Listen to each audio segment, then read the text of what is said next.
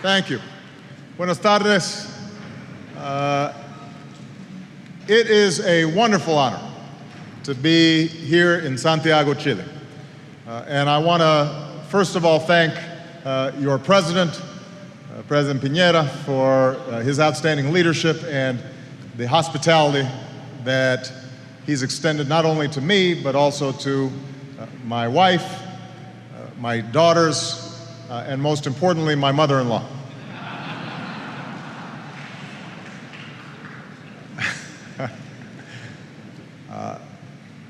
To the people of Santiago, to the people of Chile, thank you so much for your wonderful welcome. And on behalf of the people of the United States, let me thank you for your friendship and the strong bonds between our people.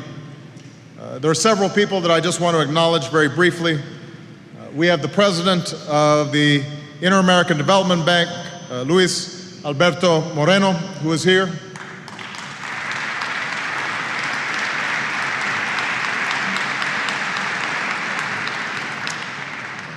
We also have Alicia Baracena, who is the Executive Secretary of the Economic Commission for Latin America and the Caribbean.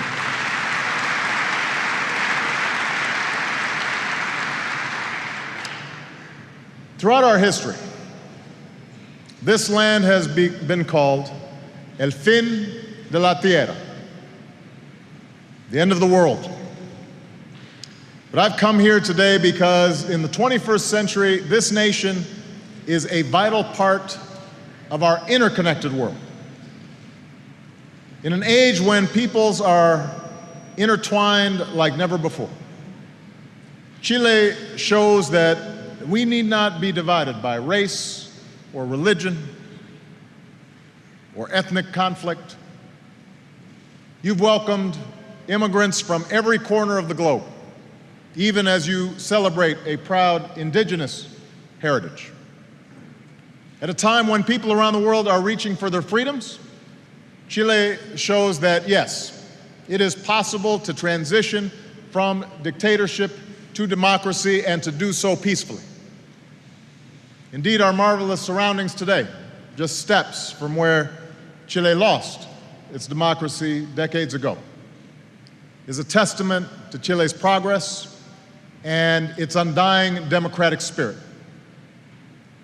Despite barriers of distance and geography, you've integrated Chile into the global economy, trading with countries all over the world.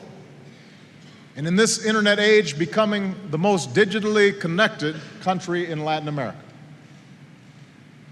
And in a world of sometimes wrenching pain, as we're seeing today in Japan, it is the character of this country that inspires. Our original guiding stars, said Pablo Neruda, are struggle and hope. But, he added, there is no such thing as a lone struggle, no such thing as a lone hope. The Chilean people have shown this time and again, including your recovery from the terrible earthquake here 1 year ago. Credit for Chile's success belongs to the Chilean people, whose courage, sacrifices, and perseverance built this nation into the leader that it is. And we are very honored to be joined today by 4 leaders who have guided this nation through years of great progress. Presidents Elwin, Frei, Lagos, and of course, your current president, Piñera. Thank you all to the former presidents for being here, as well as President Piñera.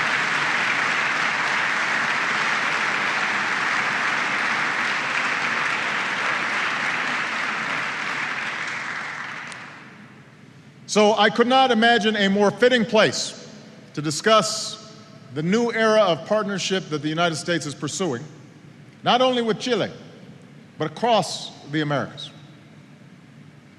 And I'm grateful that we're joined by leaders and members of the diplomatic corps from across the region. Within my first 100 days in office, one of my first foreign trips as president, I traveled to Trinidad and Tobago to meet with leaders from across the hemisphere at the Summit of the Americas. And there I pledged to seek partnerships of equality and shared responsibility based on mutual interest and mutual respect, but also on shared values. Now, I know I'm not the first president from the United States to pledge a new spirit of partnership with our Latin American neighbors. Words are easy, and I know that there have been times where perhaps the United States took this region for granted. Even now, I know our headlines are often dominated by events in other parts of the world. But let's never forget, every day the future is being forged by the countries and peoples of Latin America. For Latin America is not the old stereotype of a region in perpetual conflict or trapped in endless cycles of poverty. The world must now recognize Latin America for the dynamic and growing region that it truly is. Latin America is at peace. Civil wars have ended.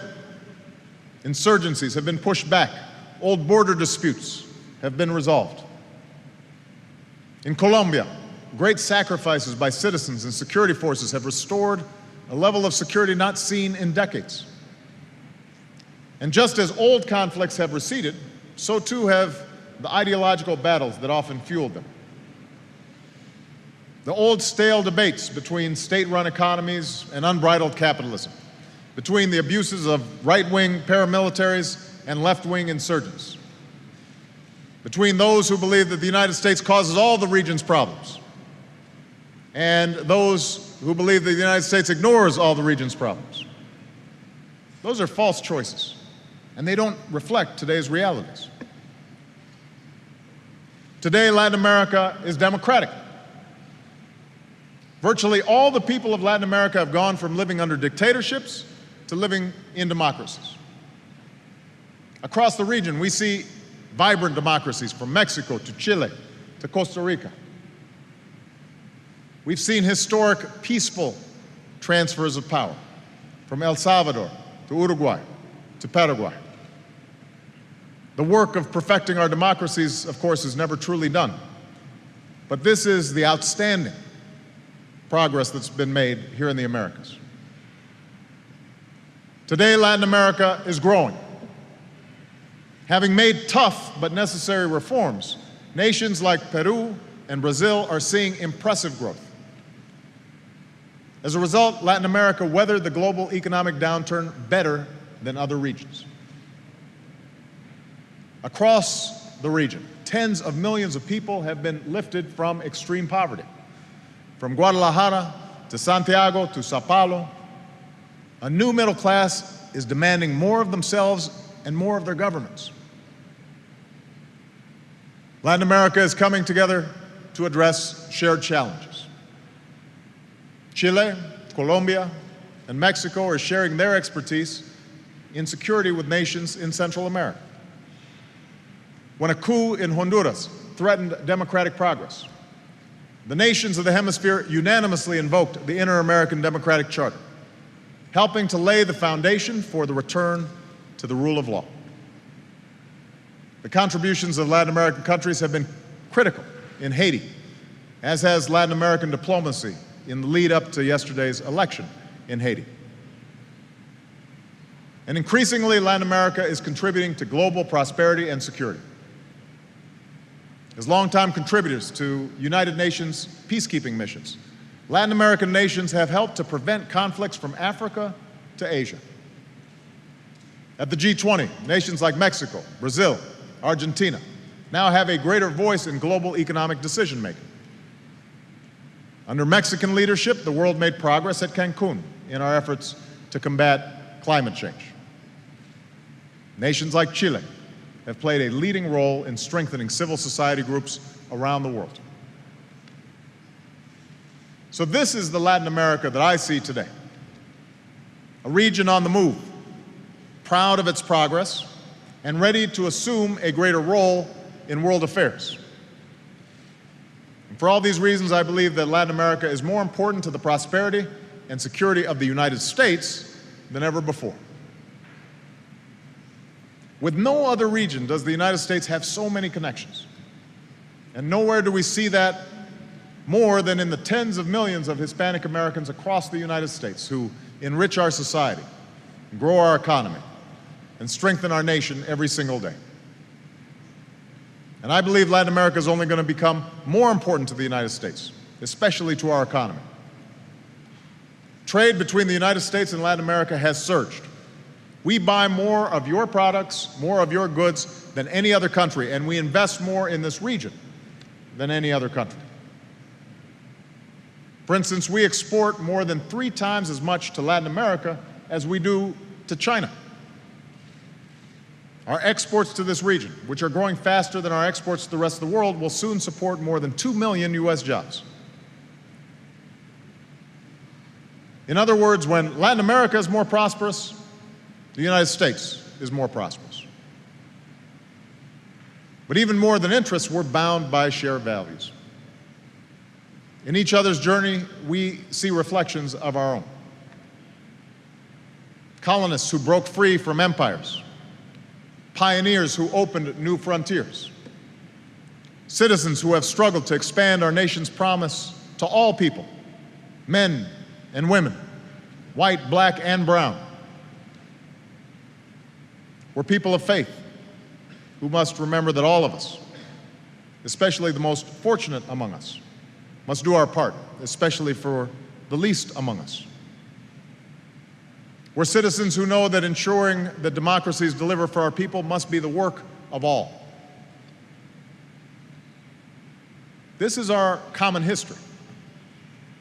This is our common heritage. We are all Americans. Todos somos americanos. Across the Americas, parents want their children to be able to run and play and know that they'll come home safely. Young people all desperately want an education. Fathers want the dignity that comes from work. And women want the same opportunities as their husbands. Entrepreneurs want the chance to start that new business. And people everywhere want to be treated with the respect to which every human being is entitled. These are the hopes, simple yet profound, that beat in the hearts of millions across the Americas. But if we're honest, we'll also admit that these dreams are still beyond the reach of too many. The progress in the Americas has not come fast enough. Not for the millions who endure the injustice of extreme poverty, not for the children in shanty towns and the favelas who just want the same chance as everybody else, not for the communities that are caught in the brutal grips of cartels and gangs, where the police are outgunned and too many people live in fear. And despite this region's democratic progress, stark inequalities endure. In political and economic power that is too often concentrated in the hands of the few instead of serving the many. In the corruption that too often still stifles economic growth and development, innovation and entrepreneurship. And in some leaders who cling to bankrupt ideologies to justify their own power and who seek to silence their opponents because those opponents have the audacity to demand their universal rights. These two are realities that we must face. Of course, we are not the first generation to face these challenges. 50 years ago this month, President John F. Kennedy proposed an ambitious Alliance for Progress. It was, even by today's standards, a massive investment, billions of US dollars to meet the basic needs of people across the region. Such a program was right. It was appropriate for that era. But the realities of our time and the new capabilities and confidence of Latin America demand something different. President Kennedy's challenge endures: to build a hemisphere where all people can hope for a sustainable, suitable standard of living and all can live out their lives in dignity and in freedom. But half a century later, we must give meaning to this work in our own way, in a new way. I believe that in the Americas today, there are no senior partners and there are no junior partners. There are only equal partners. Of course, equal partnership in turn demands a sense of shared responsibility. We have obligations to each other. And today, the United States is working with the nations of this hemisphere to meet our responsibilities in several key areas. First, we're partnering to address the concerns that people across the Americas say they worry about the most, and that's the security of their families and communities. Criminal gangs and narco-traffickers are not only a threat to the security of our citizens, they're a threat to development because they scare away investment that economies need to prosper. And they are a direct threat to democracy because they fuel the corruption that rots institutions from within. So with our partners from Colombia to Mexico and new regional initiatives in Central America and the Caribbean, we're confronting this challenge together from every direction. We've increased our support, the equipment, training, and technologies that security forces, border security, and police need to keep communities safe. We're improving coordination and sharing more information so that those who traffic in drugs and in human beings have fewer places to hide. And we're putting unprecedented pressure on cartel finances, including in the United States. But we'll never break the grip of the cartels and the gangs unless we also address the social and economic forces that fuel criminality. We need to reach at-risk youth before they turn to drugs and crime. So we're joining with partners across the Americas to expand community-based policing, strengthen juvenile justice systems, and invest in crime and drug prevention programs. As the nations of Central America develop a new regional security strategy, the United States stands ready to do our part through a new partnership that puts the focus where it should be, on the security of citizens. And with regional and international partners, we'll make sure our support is not just well-intentioned, but is well-coordinated and well-spent. I've said before, and I will repeat, as President, I've made it clear that the United States shares and accepts our share of responsibility for drug violence. After all, the demand for drugs, including in the United States, drives this crisis. And that's why we've developed a new drug control strategy that focused on reducing the demand for drugs through education and prevention and treatment. And I would point out that even during difficult fiscal times in the United States, we've proposed increasing our commitment to these efforts by some $10 billion this year alone. We're also doing more to stem the southbound flow of guns into the region. We're screening all southbound rail cargo. We're seizing many more guns bound for Mexico, and we're putting more gun runners behind bars. And every gun or gun runner that we take off the streets is one less threat to the families and communities of the Americas. As we work to ensure the security of our citizens, we're partnering in a second area, and that's promoting prosperity and opportunity. I've been so impressed with President Piñera's pledge to lift everyone out of extreme poverty by 2020. That's an ambitious goal and an appropriate goal. And with this trip, I'm working to expand some of the trade and investment that might help achieve this goal. Across the region, we're moving ahead with open skies agreements to bring our people and businesses closer together. We're moving forward with our Trans-Pacific Partnership, which includes Chile and Peru, to create new trade opportunities in the fast-growing markets of the Asia-Pacific. And as I've directed, my administration has intensified our efforts to move forward on trade agreements with Panama and Colombia, consistent with our values and with our interests. We're also encouraging the next generation of businesses and entrepreneurs. So we'll work with the Inter-American Development Bank to increase lending. We've expanded credit under a new microfinance growth fund for the Americas. We're supporting reforms to tax systems, which are critical for economic growth and public investment. We're creating new pathways to prosperity, microcredit, entrepreneurship training for those who must share in economic growth. including women and members of Afro-Caribbean and indigenous communities. And we're coming together as a hemisphere to create clean energy jobs and pursue more secure and sustainable energy futures. And if anybody doubts the urgency of climate change, they should look no further than the Americas. From the stronger storms in the Caribbean, to glacier melt in the Andes, to the loss of forests and farmland across the region.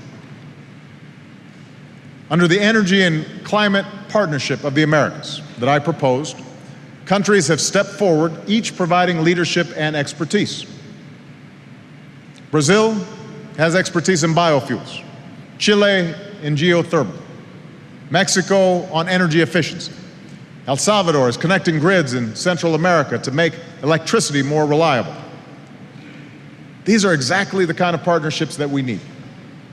Neighbors joining with neighbors to unleash the progress that none of us can achieve alone. It's the same philosophy behind two additional initiatives that I'm announcing today, which will help our countries educate and innovate for the future.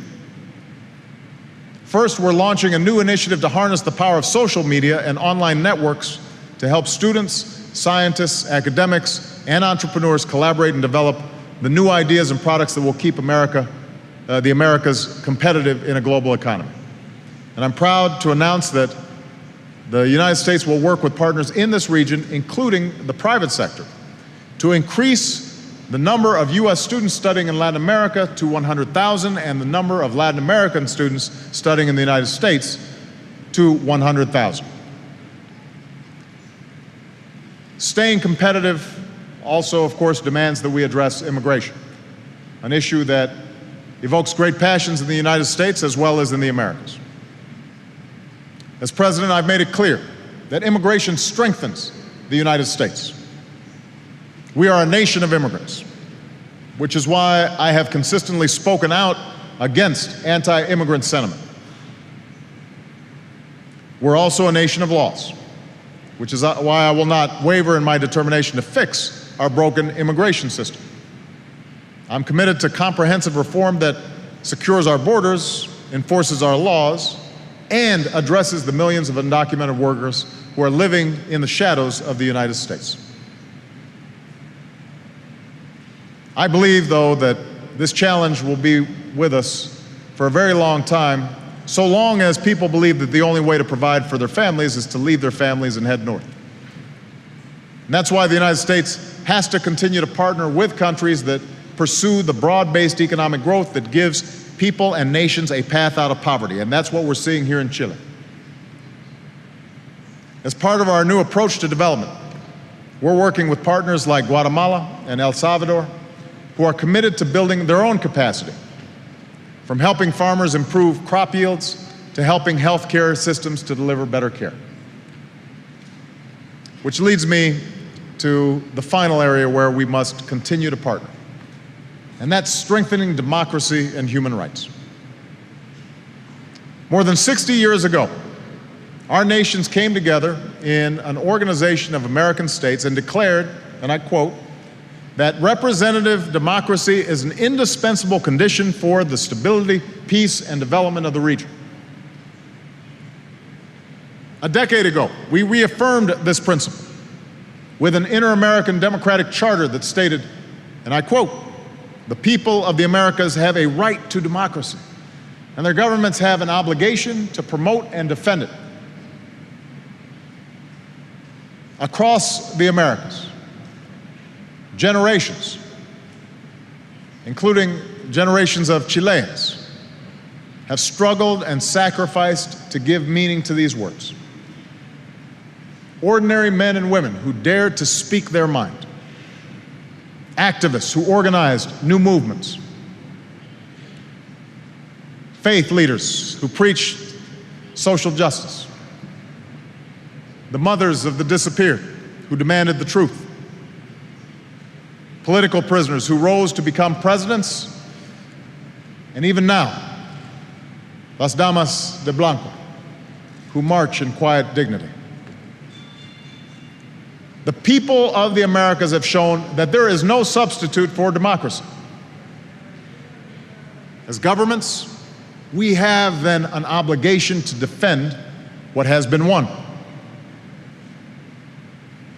So as we mark the 10th anniversary of the Inter-American Democratic Charter this year, let's reaffirm the principles that we know to be true.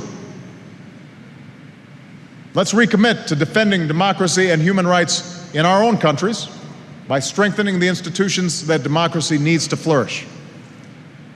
Free and fair elections in which people choose their own leaders. Vibrant legislatures that provide oversight. Independent judiciaries that uphold the rule of law. A free press that promotes open debate. Professional militaries under civilian control. Strong civil societies that hold governments accountable. And governments that are transparent and responsive to their citizens. This is what makes a democracy. And just as we defend democracy and human rights within our borders, let's recommit to defending them across our hemisphere. I understand every nation will follow its own path. No nation should impose its will on another. But surely we can agree that democracy is about more than majority rule, that simply holding power does not give a leader the right to suppress the rights of others, and that leaders must maintain power through consent and not coercion. We have to speak out when we see those principles violated.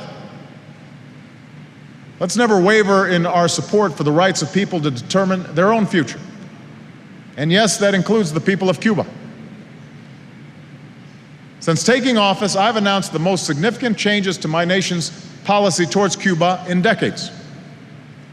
I've made it possible for Cuban Americans to visit and support their families in Cuba.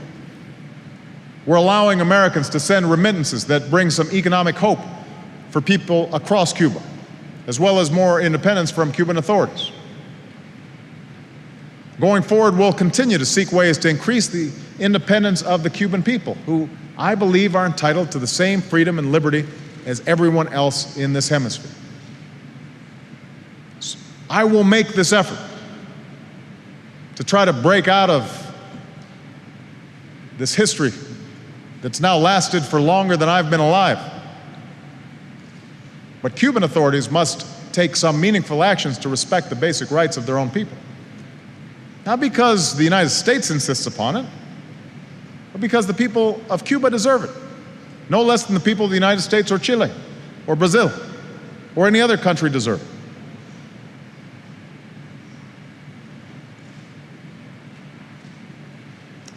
The lessons of Latin America, I believe, can be a guide for people around the world who are beginning their own journeys toward democracy. There's no one model for democratic transitions.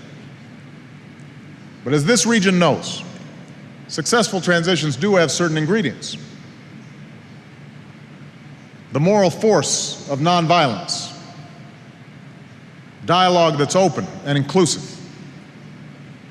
the protection of basic rights such as peaceful expression and assembly, accountability for past wrongs, and matching political reform with economic reform, because democracy must meet the basic needs and aspirations of people. With decades of experience, there's so much Latin America can now share. How to build political parties and organize free elections, how to ensure peaceful transfers of power, how to navigate the winding paths of reform and reconciliation. And when the inevitable setbacks occur, you can remind people to never lose sight of those guiding stars of which Pablo Neruda spoke. Struggle, but also hope.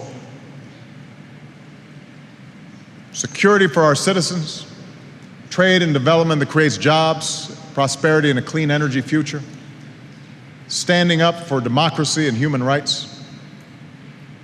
These are the partnerships that we can forge together, here in the Americas, but also around the world.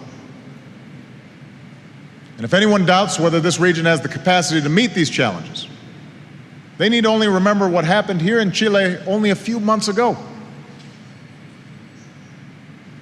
Their resolve and faith inspired the world. Los 33. I don't need to tell you the story. You know it well. But it's worth remembering how this entire nation came together across government, civilian, military, national, and local, across the private sector, with large companies and small shopkeepers donating supplies. And across every segment of Chilean society, people came together to sustain those men down below and their families up at Camp Esperanza. It was a miraculous rescue. It was a tribute to Chilean leadership. And when finally Luis Ursusa emerged, he spoke for an entire nation when he said, "I am proud to be Chilean." Yet something else happened in those 2 months.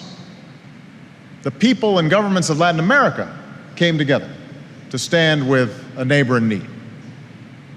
And with a Latin American country in the lead, the world was proud to play a supporting role, sending workers from the United States and Canada, rescue equipment from Europe, communications gear from Asia.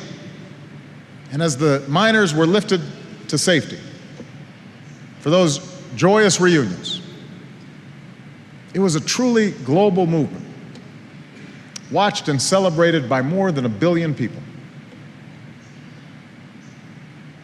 If ever we needed a reminder of the humanity and the hopes that we share, that moment in the desert was such. When a country like Chile puts his mind to it, there's nothing you can't do. When countries across Latin America come together and focus on a common goal, when the United States and others in the world do our part, there's nothing we can't accomplish together. And that is our vision of the Americas. This is the progress we can achieve together. This is the spirit of partnership and equality to which the United States is committed. I'm confident that working together, there's nothing we cannot achieve. Thank you very much. Muchas gracias. Thank you.